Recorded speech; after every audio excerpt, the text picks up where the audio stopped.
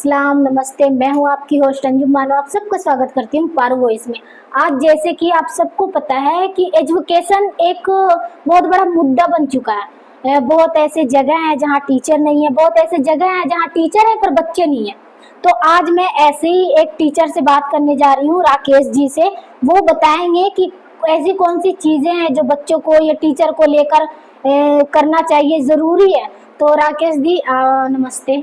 नमस्कार जी। मैं बताना चाहूँगा कि एजुकेशन की अगर हम महत्व की बात करें, एजुकेशन की बात करें, तो जैसे आजकल पॉलिसीज की बात करते हैं, LIC की बात करते हैं, सभी कहते हैं कि पॉलिसी करवाओ। मैं कहता हूँ कि एजुकेशन से बेहतरीन कोई पॉलिसी नहीं है दुनिया में। जैसे अगर कोई एजुकेटेड है जी और उनके डिपेंडेंट की अगर डेथ हो जाती है या किसी तरह की चोट लग जाती है, अपंग हो जाता है, तो अगर किसी के पास एजुकेशन है तो वो अपने उस एजुकेशन के बल पे छोटे मोटे कार्य करके अपनी लाइफ चला सकते हैं। जबकि ये बीमा वगैरह कंपनियां वगैरह है, वो आपको हो सकता है एक फिक्स अमाउंट दे, फिक्स अमाउंट से हमारा जीवन नहीं चल सकता। लेकिन संघर्ष का जो जीवन है तो उसके लिए हमें जीवन में संघर्ष करते हुए पैसे कमा के हम अपनी लाइफ चला सकते हैं।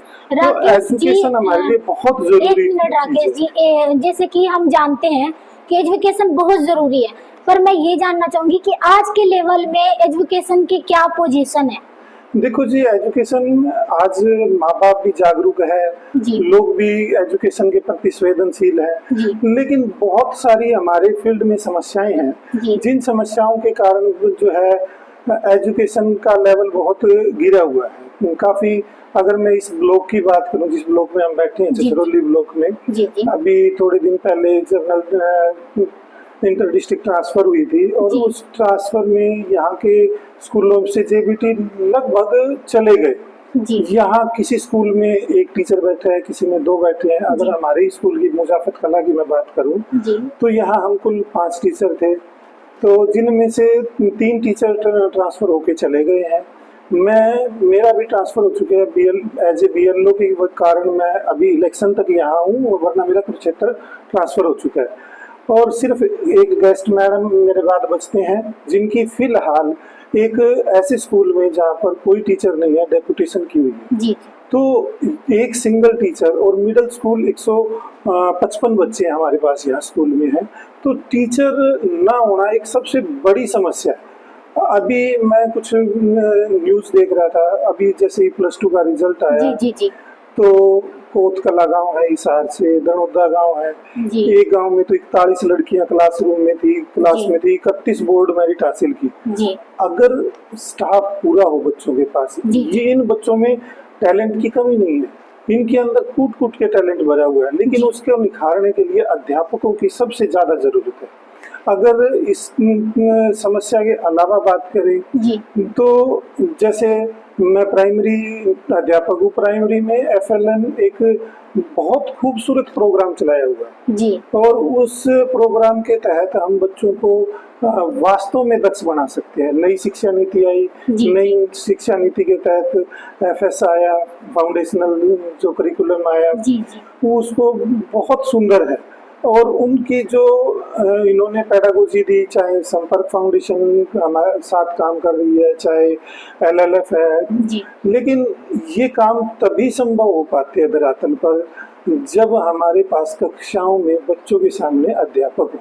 जी सर, एक और मुद्दा है कि मतलब अगर हम सरकारी स्कूलों की बात करें, सरकारी टीचर की बात करें, तो आपको क्या लगता है कि बच्चों में और टीचर में कितना जुड़ाव होना चाहिए, जैसे बच्चे टीचर को समझ सके या फिर टीचर बिना कहे ही अपने बच्चों को समझ सके? देखो, अगर मैं इस मुद्दे पे बात करूं तो हमारे एजुकेशन सिस्टम में ट्रेनिंग्स चल रही है टीचर्स की। FLN के नाम से पहले हमें बेसिक 1 से 3 कक्षाओं के लिए किस तरह से हमें बच्चों के साथ जुड़ाव करना है। अभी हम हमारे विद्यालय में बात करें तो ड्यूल डेस्क को छोड़ करके हम गद्दे लगाए हुए हैं और अध्यापक जो है बच्चों के बीच में बैठ करके, क्योंकि जब तक हम आई कांटेक्ट से बच्चों को नहीं पढ़ाएंगे तब तक बच्चा वो सीख नहीं पाएगा। और बच्चे को ये लगना चाहिए कि ये मेरा अध्यापक नहीं बल्कि मेरा संगी है, मेरा साथी है।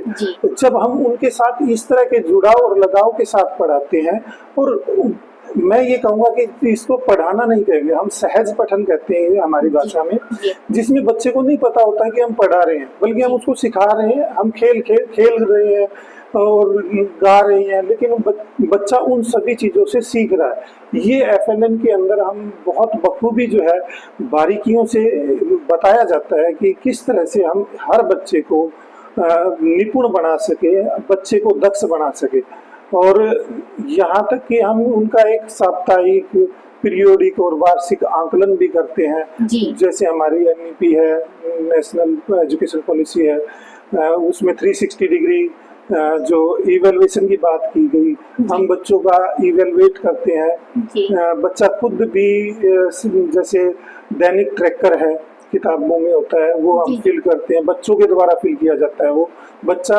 अपने आप को इवेलुएट कर रहा है। या दूसरी अगर मैं बात करूं, सहपाठी उनको इवेलुएट कर रहे हैं। पिछले साल ग्रीष्मकालीन अवकाश दिया गया, अभी भी ग्रीष्मकालीन अवकाश आना है, तो हम माता पिता के सहयोग से जो है हम ये चीजें उनका आकलन करते हैं। माता पिता भी अपने बच्चों का आकलन कर रहे होते हैं। अध्यापक तो वर्षों से कर ही रहा है और वो भी अभी कंटिन्यू है। तो मैं कह सकता हूँ कि NEP भी बड़ी खूबसूरत है, और उसके साथ साथ जो अभी कार्यक्रम चल रहा है FLN का और बच्चों के साथ जुड़ाव का, अगर हम उसको धरातल पे उतारें तो वो काफी खूबसूरत है और हम उससे अच्छा करवा सकते हैं, बच्चों के साथ जुड़ाव भी हो सकता है। सर, अभी के जैसे कि हम बात करें, आपने कहा कि हर जगह से टीचरों की जो है ट्रांसफर हो रही है, टीचर जा रहे हैं। आप भी समझ सकते हो कि जो सरकारी टीचर है उनकी तबादला हो रहा है, हम कह सकते हैं कि उन्हें दूसरे स्कूल में भेजा जा रहा है, उनकी ट्रेनिंग करवाई जा रही है, जिसकी वजह से स्कूलों में जो है मास्टर भी कम हो चुके हैं। पढ़ाई भी इस हिसाब से, आपको क्या लगता है इस लेवल पे अभी बच्चे किस लेवल पे पढ़ रहे होंगे? देखो जी, जहाँ पे स्टाफ कंप्लीट है, क्योंकि सारा क्षेत्र एक जैसे नहीं होते।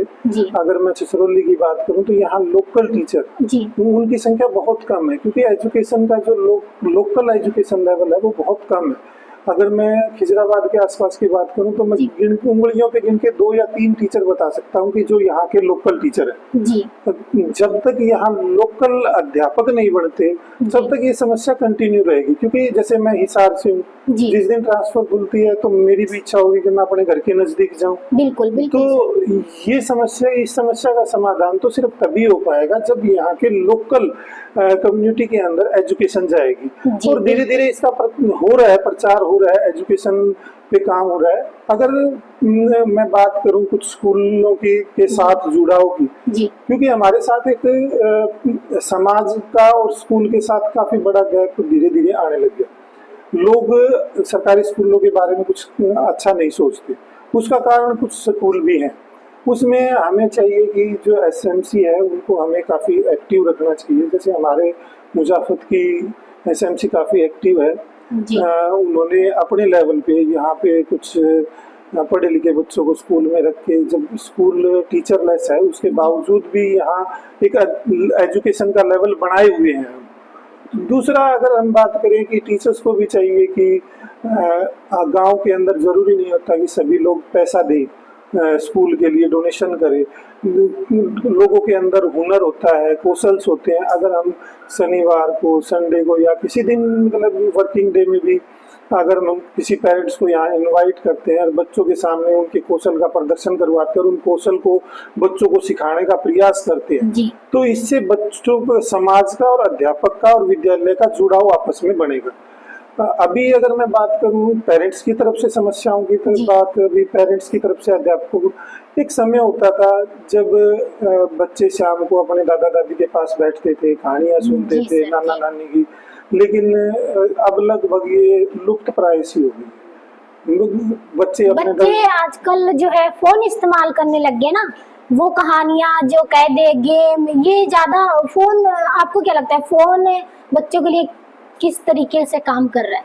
देखो, फोन एक समस्या, इतनी बड़ी समस्या नहीं है। सबसे बड़ी समस्या आज के समाज में ये है कि जो पेरेंट्स है वो उनका अपने बच्चों के साथ, माँ बाप के साथ तो जुड़ाव है, और वो जुड़ाव भी एक अलग दिशा का है। अब पहले जैसे दादा दादी के पास बैठते थे। मुझे खुद को याद है कि हम दादा के पाँव में दर्द हो ना हो हम दबाते थे। जी बिल्कुल बिल्कुल। और अगर बच्चा पाँव दबा रहा है अपने दादा दादी का, वहाँ बैठ करके दादा दादी उनको कहानियां सुना रहे हैं, तो ये मौखिक भाषा विकास होता है। आज ये लगभग लुप्त प्राय ऐसा होता चला जा रहा है। तो इसीलिए ये FLN के अंदर हम क्या करवाते हैं, बस वही सारी चीजें जो दादा दादी ने छोड़ दी, अब कहानियां हम सुनाते हैं। तो अगर ये समाज के अंदर दादा दादी नाना नानी, पीछे ग्रीष्मकालीन अवकाश में हमने ये काम भी दिया था कि बच्चा जो है अपनी दादी के पास बैठेगा, दादा के पास बैठेगा, नाना नानी के पास जाएगा और उनसे उनकी शादी की बातें पूछेंगे, भी कब कैसे हुई, मिठाई कौन सी बनी, कैसे आयोजन होते थे, इस तरह के प्रश्न अपने दादा दादी से बच्चा पूछेगा और उनको लिखे भीगा, जो लिखने में सक्षम बच्चे थे। तो इस तरह से अगर मैं देखूं तो अगर ये चीजें समाज में दोबारा से अगर दी जाए तो बच्चे अच्छे से सीख पाएंगे, क्योंकि मौखिक भाषा विकास एकल परिवार होने के कारण काफी समस्याएं हमें बच्चों को फेस करने में देखने को मिल रही है। और जो मोबाइल की समस्या है, अब आप मोबाइल की समस्या बच्चों की नहीं है बल्कि माँ बाप की है, पेरेंट्स की है, टीचर्स की है। अब निश्चित है जो छोटा बच्चा होता है तो उसको रंगीन चमकदार चीजें अच्छी लगती है, भाती है, वो उनकी तरफ अट्रैक्ट होता है। तो फोन में उसको चमकीली चीजें दिखेगी, वो अट्रैक्ट होगा। बिल्कुल। लेकिन माँ बाप अगर फोन चलाते हैं, अब मेरा सबसे बड़ा प्रश्न ये है कि अध्यापक और माँ बाप बच्चों के सामने बैठ करके कितने घंटे स्वयं पढ़ते हैं। मुझे लगता है कि ना के बराबर ऐसा आपको देखने को मिले। बिल्कुल बिल्कुल। और तो फोन कितना चलाते हैं। अब टीचर फोन चला रहे हैं, बच्चे को बिल्कुल अट्रैक्शन आएगा कि इसके अंदर ऐसी कोई चीज है जो अध्यापक उसमें देख रहा है, और अट्रैक्शन की वजह से बच्चा उसकी तरफ जाएगा।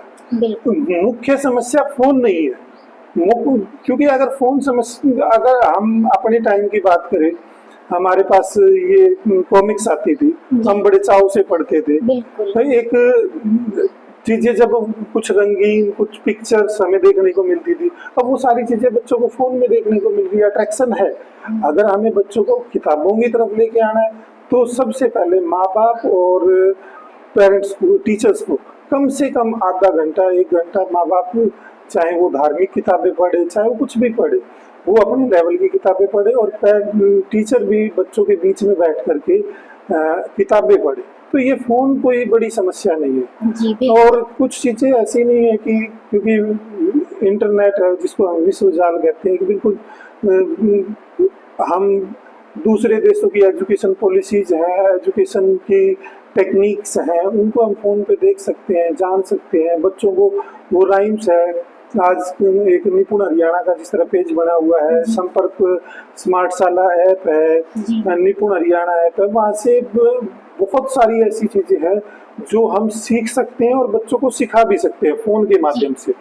लेकिन फोन जैसे हम कह सकते हैं कि दो धारी तलवार है, इसका सदुपयोग करें तो बहुत बेहतरीन चीज है, अगर दुरुपयोग हो तो ये नुकसान भी करती है। जी बिल्कुल। आपने देखा कि सर ने किस तरीके से समझाया। सर आप हमारे दर्शकों को कुछ कहना चाहेंगे, कुछ समझाना चाहेंगे अपनी तरफ से? मैं यहाँ पे एक ही चीज जरूर कहना चाहूँगा। अध्यापकों के लिए मेरा सबसे बड़ा संदेश एक है कि वो कम से कम, अध्यापक वही होता है जो पढ़ता है। उन्हें अपने लाइफ में किताबें पढ़ते रहना चाहिए। किताबें पढ़ेंगे तभी हम कुछ करवा पाएंगे। अभी अगर मैं अध्यापक लेवल की कुछ किताबों के नाम भी बताना चाहूँ तो गीजूबाई को पढ़िए, बहुत बेहतरीन है, दिव्या स्वप्न है उनकी किताबें, और जॉन ऑल्ट है, खतरा है स्कूल, बहुत बेहतरीन है। और दूसरा, अगर मैं पेरेंट्स की बात करूँ तो पेरेंट्स को एक चीज में पे प्रकाश डालना बड़ा जरूरी समझता हूँ। आज के समय में बच्चे 3 साल का हो गया, 3.5 साल का हो गया, उनको लगता है बस पता नहीं क्या वो 5 साल 4 साल में पता नहीं उनको PhD करवा देंगे। वो स्कूलों की तरफ, प्राइवेट स्कूलों में या इधर उधर डालने की कोशिश करते हैं, जबकि बच्चे के मस्तिष्क का विकास उसी समय सबसे ज्यादा होता है। और उनको अगर हम किसी फर्मे में डाल देंगे तो हो सकता है कि जिस फर्मे में हम डालें तो वो फर्मे से बनने वाली चीज हमें सुंदर सी दिखे, लेकिन उसके मानसिक विकास जो है वो कहीं ना कहीं रुकावट पैदा करता है। इसलिए बच्चों को तो अपने आप क्योंकि कुछ चीजें विकसित होने दे और उनकी इतनी जल्दबाजी ना दिखाएं विद्यालयों में भेजने की, या 2 साल का बच्चा होता है कि चलो हम उनको स्कूल में भेज दें। मैं पेरेंट्स को ये बात कहना चाहूँगा। दूसरा, पेरेंट्स को ये चाहिए कि मोबाइल बुरी चीज़ नहीं है, उनको बच्चों को दिखाना चाहिए, लेकिन अपने मार्गदर्शन में और साथ में स्वयं पढ़ें और बच्चों को भी पढ़ाएं। धन्यवाद। तो आपने देखा कि सर ने कितने अच्छे से, सर आपने बहुत अच्छे से हमें समझाया, हमारे दर्शकों को भी समझाया, उसके लिए आपका जो है शुक्रिया। और आज के लिए जो है पारो वॉइस में इतना ही। हम फिर मिलेंगे एक नई सोच, एक नई उम्मीद के साथ। तब तक के लिए मुझे दीजिए इजाजत। धन्यवाद।